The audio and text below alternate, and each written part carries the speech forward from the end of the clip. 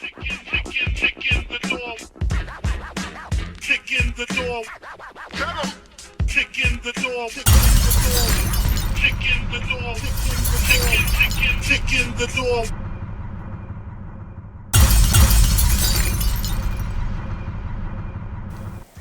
What's cracking, fam, and welcome to Kicking the Door's latest segment, Under the Scope, where we interview underground artists from the scene and tell their stories. I'm your host, Stos, and today we've got a very special guest, one of the OGs and pioneers of the scene in my eyes. Nter 1, the Gutter King, whatever you want to call him. Hey brother, for everyone who has been living under the rock and have no idea of what your credentials are in the Oz rap game for the past decade, let them know who you are and where you're from. So I'm Nter. I'm from Hurstville. I started rapping in like late 2003 to early 2004 with Sydney Searchers, me, Schemo and Sky High. And then a few years on, I moved on from that and started my own crew, Trap Runners. And I just handpick the best rappers from each state or each city or each country, each town, and put them into a crew. So yeah, I got me, Luxury, Sesk, Mercs, Gravy, and yeah, that's really it. That's dope, man, dope. Now, before we go into your rapping career and whatnot, I thought we should go further back and learn a bit about Nter before all that. Can you give me a rundown on how it was growing up in your childhood? So growing up with my childhood was different because I didn't grow up. I wasn't raised in Sydney. I was raised in Newcastle, in a little town called Maitland, Rutherford. I just lived there with my mum, and then I gradually moved to Sydney when I was 10. And then it was just a normal life with my auntie, you know, she had her demons. And then before rapping, I was a graffiti writer at Nter. Everybody knew me as a graffiti writer, you know what I mean? I was always out tagging trains or doing this and that, you know, and then, yeah. No, dope, man. Now, this question is a deep one, but I feel it's important to ask. What did your mother mean to you? Give me a rundown on how your life continued and the decision you made without your mother being there for you throughout life. It's a hard one to ask, and it's a hard one to answer because only someone that's lost a parent can answer it, you know what I mean, and with an honest answer. But someone who hasn't lost a parent, they wouldn't really understand the answer because they haven't lost a parent. But what she meant to me was, she meant the world, you know what I mean. So like, it was like when I lost her, it was like, because I didn't have my dad growing up, you know, and I had my brother, but he got sent away when I was 8 and he was 10. Because, you know, he was just doing heaps of bad shit, so he got sent away.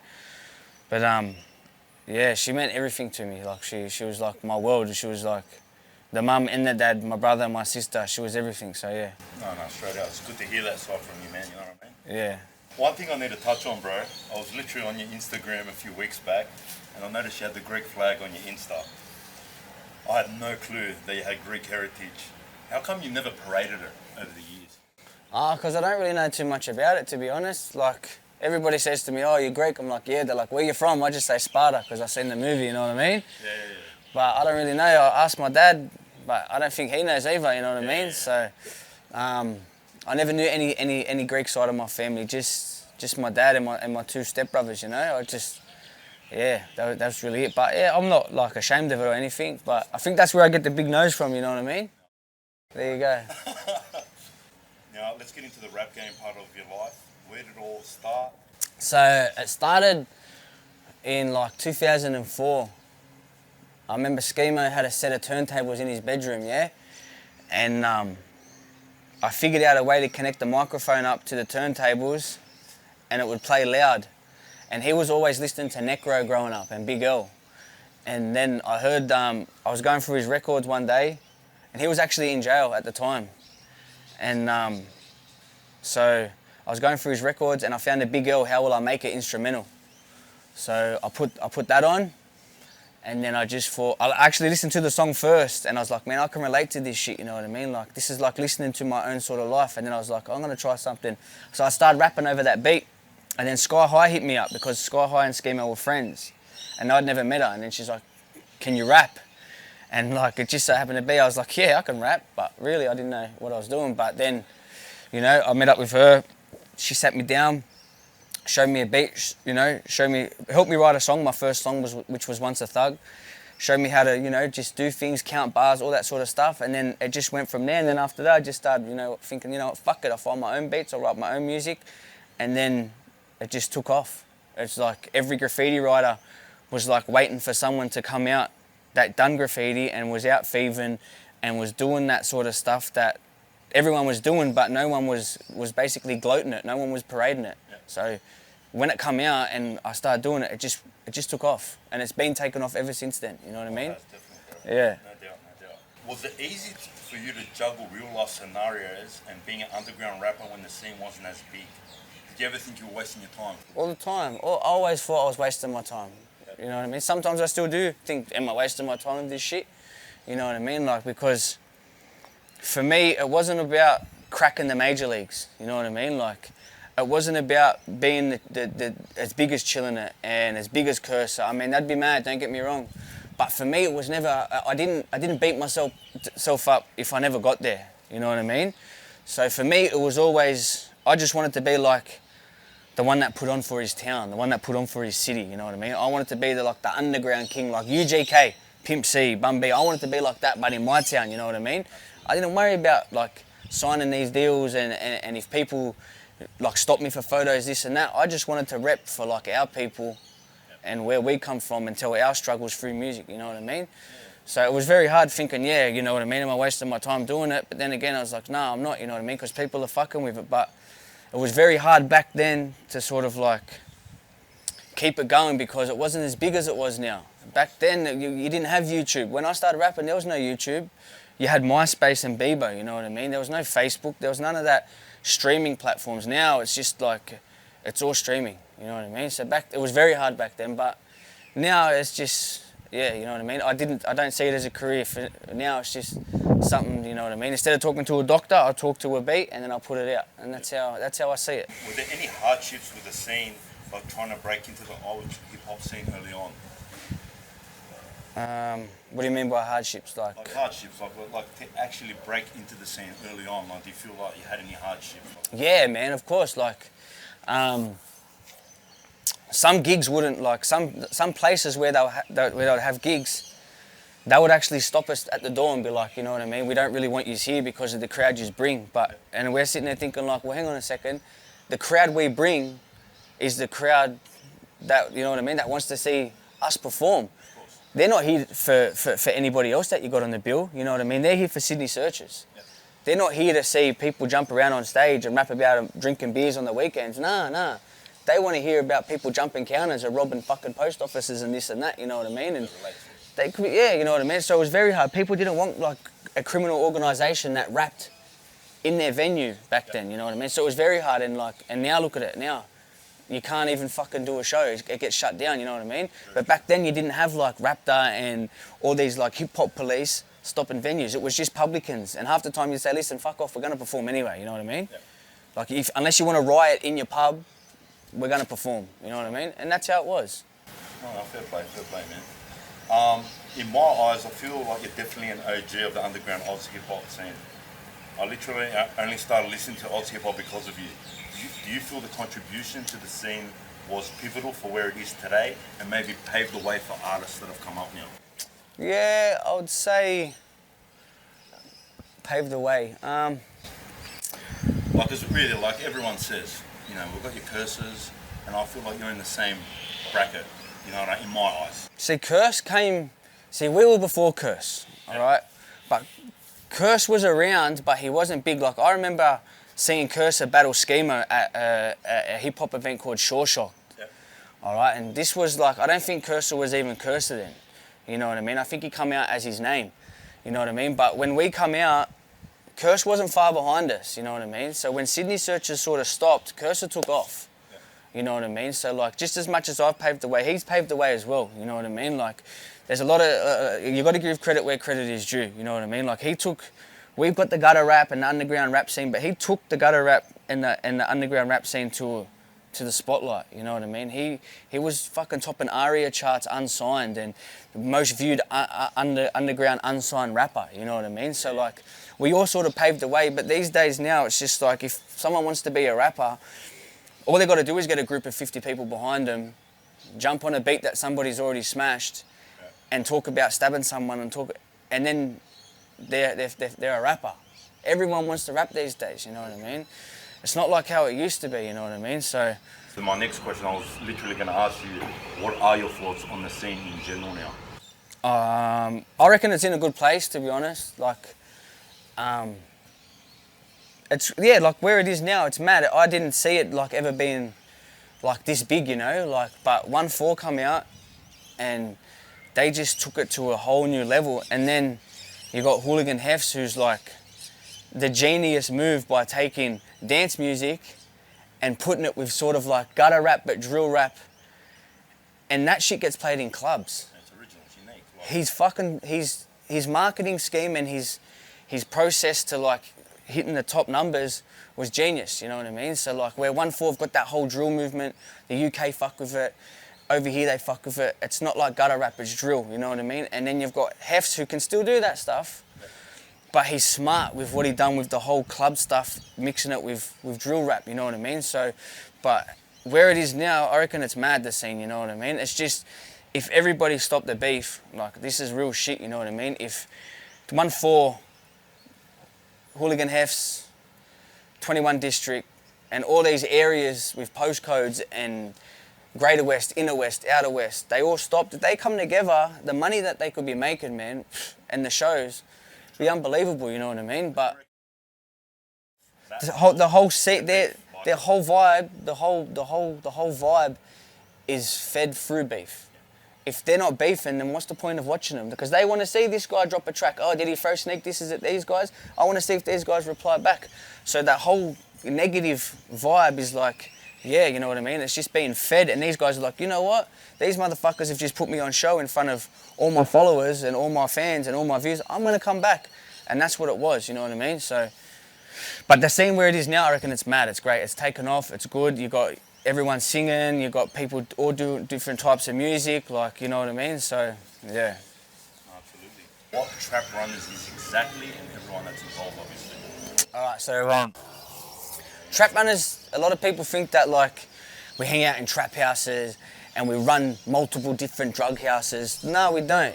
You know what I mean? Like I said before, there's things that go on behind closed doors that I won't sit here on camera and go, yeah, we da-da-da-da-da, but Trap Runners it was a crew formed with me and my best mate Jake from Melbourne, you know? I'm like, bro, I want to start doing my own thing with music. I want to, you know what I mean? Because I stopped doing music with Hustle Hard, you know what I mean? Left on good terms, just started doing my own thing. And then I was like, bro, I want to start my own crew. I want to handpick the best rappers in the country or different states. I want to do my own thing. He's like, bro, we'll call it Trap Runners. I said, what do you mean? He goes, because we're all stuck in a trap and we're all trying to run away from that trap. You know what I mean? Doesn't mean we're drug kingpins. Yeah. People get it wrong. TR stands for the real ones, you know what I mean? So I'm like, all right, let's do it. So he's like, bro, you got to listen to my mate Merck's rap. I'm like, well, show me him, you know? And then when I first heard Merck's rap, I was like, nah, I don't like him, cuz, you know? I don't like this song, bro. Like, and then Merck's was like, all right, you don't like it? All right, sweet. And sent me some other stuff, and bro, I fucked with it big time, you know what I mean? And then I was like, all right, bang, like I'm starting this thing you want, you know what I mean? And he's like, yeah. And then there was Luxury, you know what I mean? He's from out this way too. He's from Penrith, you know? And then like Lux was like a producer, super producer, this and that. I'm like, bro, you know what I mean? Like I started messing with Lux, me and Lux started talking this and that. And he actually helped me get my album finished. That Sam Mason produced, you know? Shout out to Sam Mason as well. And then, and then we started doing things, me, Lux, and Mercs, you know? We're vibing and that. And then Sesk, I've been down with Sesk for... Seska's been around just as long as me, and you know what? Sesko doesn't get the credit that he deserves, you know what I mean? Like, he's been around, the first time I met Sesk was when, Sesk and Gravy, and Nacho was when we done Black Teas, you know what I mean? So like, the boys have been around, cuz, just as long as me, you know what I mean? So, and then like, we brought Sesk on as well, and then Gravy's my brother, so Gravy, wherever I go, Gravy goes, wherever he goes, I go, you know what I mean? So, and then we just formed a crew, and then we had the mentality of like, we don't fuck with anybody that's not in our circle. We keep everything indoors, you know what I mean? Like we're like an introvert group, and we do our own thing, you know what I mean? And we just had fun with it. So that's Trap Runners. We're more of a family, you know what I mean? Like my kids hang out with Jake's kids and Merck's kids, and we fly to each other's houses and we stay there, and you know what I mean? Nah, never, you know what I mean? Like, yeah. Why did you stay an independent artist all these years? I didn't do all this work, hard work, for someone to come through and say, hey, you know what, I'm going to sign you to this label, but I own this much of your music. Nah, man, I done that hard work, you know what I mean? And you know what I mean? I've had labels approach me before, you know what I mean, and say, hey, can we do like a little something here? And I'm like, nah. You know what I mean? I don't need you to pay me then to take money back, and then I'm going to owe you money in the long run. You know what I mean? I don't set myself up to fail, bro, you know what I mean? So I just want to do everything myself. This is a bit of a touching topic again, bro, but how hard was your battle with cancer, man? At first I was just like, What was your head like? well, I got, First found out. so when I found out, I was walking, I had a pain in my back, and then like I went to the doctor and they done a scan and that, and then I went home because they were taking too long to give me my results. I was like, fuck this, bro, I'm going home, you know what I mean? Fucking sitting around here all day. And I went home and the doctor called me, he's like, hey, you need to come get your papers and then go to emergency straight away. And I'm like, what the fuck, what do you mean? He's like, bro, you just come and get it. I'm like, yeah, all right. So I got to the doctor's, he gave me this envelope. It was sealed, he's like, do not open. Bro, don't give me an envelope sealed that says do not open. I'm gonna open it. So I opened it and it said, they found an 11 centimeter tumor on my kidney, which was non-Hodgkin's lymphoma cancer. So when I read it, I was like, what the fuck? Nah, like, I was tripping too, you know what I mean? I was like, nah, these, they're like lost for words. And then like, I got on the phone and I rang my partner and I'm like, she's like, what's wrong? I'm like, oh, they're saying I got cancer. She's like, what? I'm like, yeah, they're saying I got cancer. And I'm like, she's like, where you going? I'm like, I gotta go to hospital. So then I got to the hospital and Luxury was there at the hospital waiting. And he didn't leave for 4 days, bro. He stayed in the hospital. He slept in that fucking visiting room for 4 days. He did not leave, not once. So, but yeah, man, like, they're like, and then they started doing all these tests and that on me. And then I remember just going there and I never left. I just stayed there for like 2-3 months. And then, yeah, they're like, yeah, you got cancer.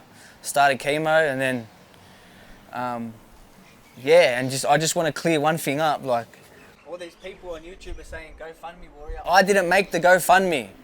You know what I mean? Someone made it for me. I didn't make it. So I just want to clear that shit up, you know what I mean? Don't get me wrong, the money helped. I had money, but I didn't make it. I wasn't asking for handouts, but I do appreciate everybody putting their hand in their pocket and helping out, you know what I mean? That's testament to your fans too, bro. Yeah, like it was fans, you know what I mean? But I didn't set it up looking for a handout, you know what I mean? So yeah. No doubt. So, what now for your rapping career? Where do you go from here? It must feel like impossible now, man, being a family man. Like, how many kids have you got now, man? I got 5, bro. 5. Fuck, that's big work. To the one person, they're not everywhere either, you know what I mean? They're all at home, bro, you know what I mean? Where do you see yourself now, like with your rapping career? Like, obviously juggling family life, work life, you know what I mean, supporting your family. Where do you see yourself now, you know? Like I work a lot, bro. I work every day, you know. I couldn't see myself not working and going back to old ways, you know what I mean?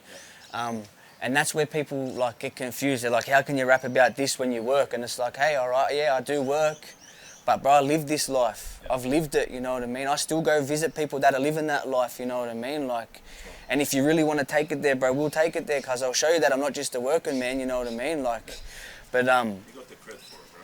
you know what I mean? But with the career, bro, like I'm not gonna worry about going on tour and doing albums. I'm just happy like putting stuff up when I write something. If I find a beat and it talks to me, then I'm gonna talk back to it and I'll put it out.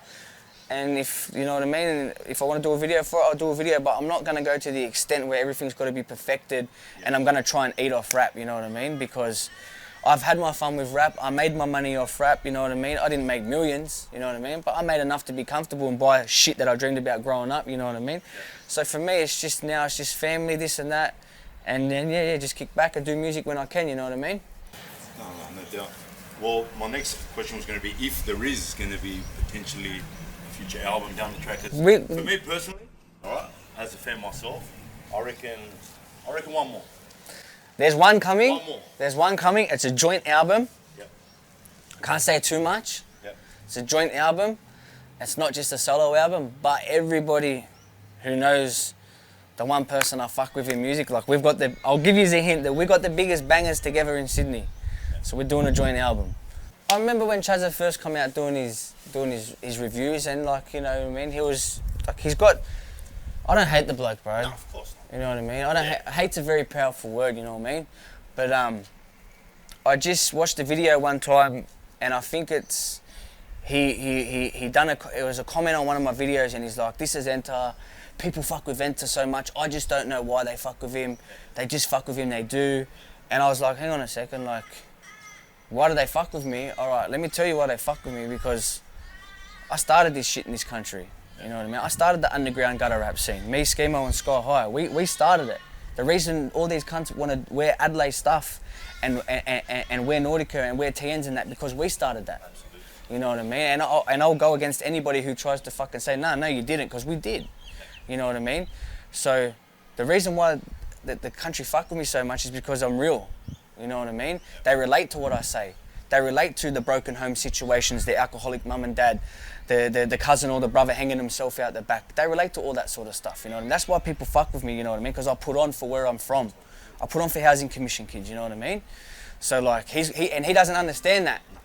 You know, he's from the UK, he's you know what I mean? Why doesn't he go and do reviews on like Fredo and... Well, he froths over grime, so...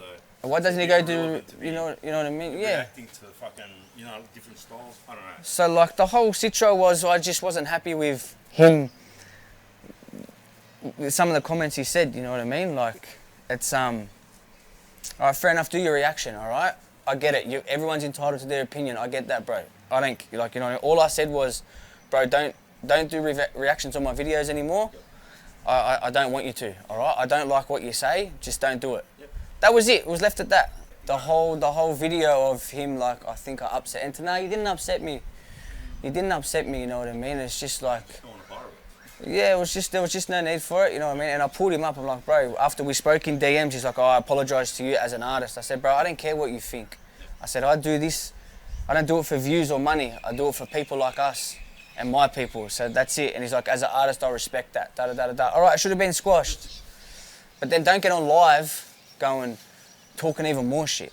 But at the end of the day, bro, what am I gonna do? He's in another country, I'm here. If he ever comes to the country, I'm gonna see what's up, and then that's it. You know what I mean? And that's it. I think we've got about 3 ciphers now that Nacho's filmed, so, you know, maybe we can link up for a cipher, I think, in the future. Yeah, for sure. I haven't got anything ready now. I never really do, bro. One thing, my weakness is I can't really freestyle. Yeah. Can't freestyle, never been really able to do it. Yeah. Hands down, king of freestyles in the country is Gravy. Yeah. You know what I mean? My inbox is flooded with freestyles from him, and I send like stupid shit back, and then half the time I'm going through it, my kids come bum rushing the camera, uncle. So, you know, I can't freestyle, but I'll definitely write something for you and get it on the channel, man, for sure. No doubt, bro. Oh, thanks for coming on, bro, and much love, man. Respect. Thanks for having me, bro. Kick in the door.